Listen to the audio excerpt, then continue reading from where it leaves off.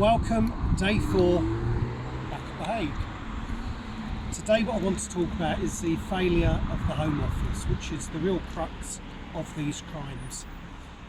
Whilst this place is about war crime, genocide and crimes against humanity, we've got to look at how they're caused. And the crime against humanity that we're talking about is the torture that the victims are suffering due to the frauds that are taking place in the UK. And they're being allowed to get taken place by failure of the establishment. It's failure of our judiciary, it's failure of our courts, it's failure of our police, it's failure of our ministers.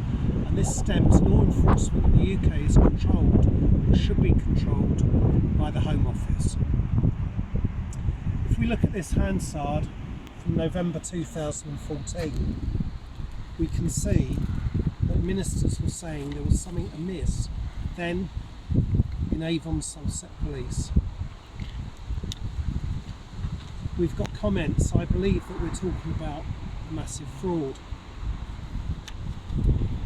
I would also like to see the investigation and urgent consideration and deep breaches of fiduciary duties. People were being driven into debt, uncontrollable debt that meant only one thing, that their businesses would collapse. A lot of it was farmers, which threw families into chaos. We had Priti Patel, who at the time was the Exchequer Secretary to the Treasury. And Priti Patel said, "I intend to take away all the points raised and share them with the Home Office." Yet nothing's happened other than further cover-up. Priti Patel also said, "I want to touch on the subject of fraud." Priti Patel wrote to several of our victims or their MPs. In this one, she said about the difficulties you face as to one of our victims, a situation that seems to be shared by a number of others. These cases are systemic. These circumstances have clearly been very distressing to the business and families involved. I said that I raised this with the government department that is best placed to look into this further. My officials have engaged closely with the Home Office, which considers questions around fraud. When fraud gets left, it turns into a much bigger crime, and the perpetrators of that are there. But you then have misconduct in public office, which really what we hear about, it's state failure by the UK government. If we look at other ministers such as Tom Tugendhat, whilst he appreciates its devastating, emotional, financial harms, what he's saying is that the Home Office, the Home Secretary, is unable to intervene. But this is point blank lie. It's a lie because the Home Secretary is ultimately accountable to Parliament and charged with ensuring the maintenance of the Queen, or at this time the King's peace, within all areas. The Home Secretary has reserved powers and legislative tools to protect national borders and security. So I'm afraid what Mr. Tugendhat is saying is a point blank lie. The Home Secretary is able to step in with His Majesty's Inspector of Constabulary, and that's not happening. We have evidence from His Majesty's Inspector that many of the police forces are failing. We have a letter here by the FCA to the Right Honourable Liz Truss, who at the time was Prime Minister. This is about Mr. Giles' case, and it says, "I should point out that the FCA does not investigate individual cases." Well, we've got mass evidence, this is systemic. We've got 65 impact statements where people are going through harm.